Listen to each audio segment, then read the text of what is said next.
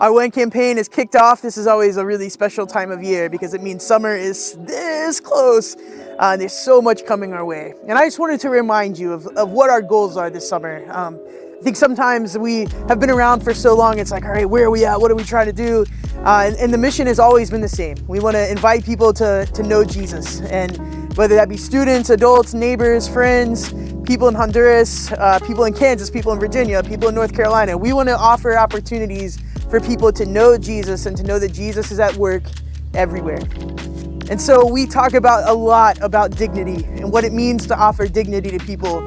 And it's language change, right? It's not motive change, it's not heart change, it's language change. The idea of offering dignity means that we are in this together. We are not serving someone that has to have us there. Instead, we are walking with someone wherever they are. And that could be wherever they are at a children's home in Honduras or wherever they are at Parkview, whether it's coming in off the street or coming in from a house around the corner. It's wherever they are. If it's a neighbor in Ashe County or Wilkes County or Lincoln County, wherever they are, we want to join them where they are and be in relationship. And that takes a lot of work.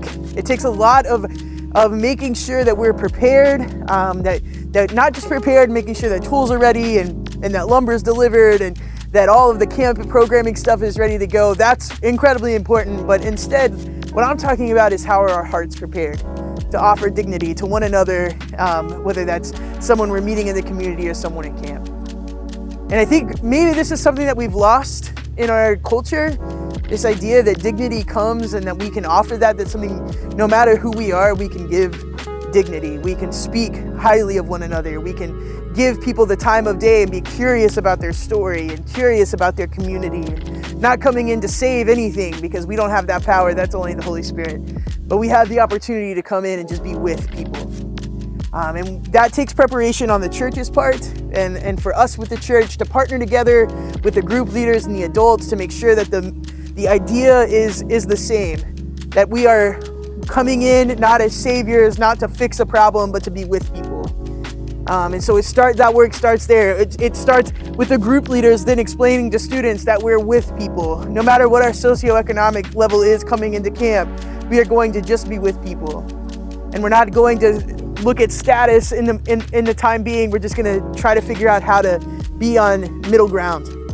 That could be that we disagree on politics or we disagree on the way things should be run in the country or what's going on in different things. That's bound to happen this summer. But if we can start with the churches and the group leaders to say, hey friends, our goal this week is not to change anyone's mind about anything. Our goal is to sit like Jesus sat and just be present and let the Holy Spirit do the Holy Spirit's work. And I believe and have seen it with my eyes and with my spirit that is possible. And we do a lot of work. Our team has done a lot of work to prep that. The other side of that is we got to prep the community for us to come. There's so much going on in the community. It's a day-to-day life, whether that's in their home or whether that's on the streets or whether that's just in different areas and different organizations. We've got to prep those folks for us to come because we're going to come and we're going to say the wrong thing. We're going to mess up. We're going to be uncomfortable and maybe not act as well as we want to act or all those things. And we have to invite the community into this relationship as well to say, listen, we're going to mess this up. We are going to say the wrong thing. We're going to do the wrong thing. 9 times out of 10, we might drop the ball, but we are hoping that you'll offer us grace. And then it's also preparing the community that we are a diverse community. Cross Connection is a diverse community. And I'm so grateful for that. That's work that we've been working on for several years, and I can see it happening, and it's really wonderful. But that also means we're going to be putting maybe more progressive United Methodist churches in a home in Ashe County that might disagree with how we're loving Jesus and doing life together. And so we've got to prepare the neighbor that, hey, you're going to have people of color on your site. You're going to have immigrants on your site. You're going to have gay folks on your site. Is that okay with you? And then putting that in their court to decide who they're comfortable with being in their home. And if it's not us, that's okay. There are plenty of people that can do this work. But we want to make sure that we're just clear of who we are.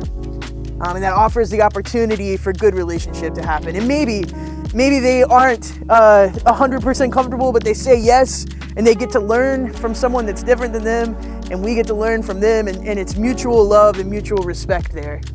And that work is way before campers come. That work happens well before. And so when you give to the One campaign, you are giving to summer activities, right? You are giving to making sure that ramps get built and that kids get to come to camp, and that we get to learn from our neighbors and support them financially, the programs that we partner with and the organizations we partner with. You are giving to make sure we can do that and that we can keep camper cost as low as possible, even though it's not low enough. You're giving us the opportunity to do that, but what you're also giving to is this opportunity for real relationship to happen, for real magic to happen, when we can sit down and maybe disagree, but we can love each other, we can respect each other enough for just 4 or 5 hours on a work site, or 4 or 5 hours walking down the street. We can have the opportunity to learn how to have civil conversation, and hopefully grow together and not more apart. That's what you're giving to in this one campaign.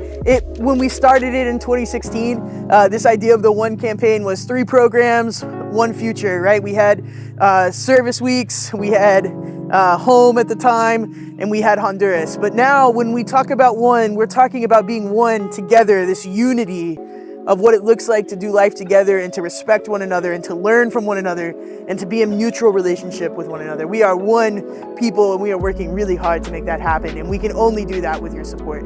So we invite you to just be a part of what's going on here at Cross Connection. We invite you to give financially, to pray for what's to come. We invite you to reach out to any of our admin and encourage them. Invite you to look at those staff partnership pages and maybe give towards staff partnerships. You are necessary for this summer to happen. We need you so desperately, and we just invite you into the story. So thank you so much for being a part of this ministry. We cannot do it without you.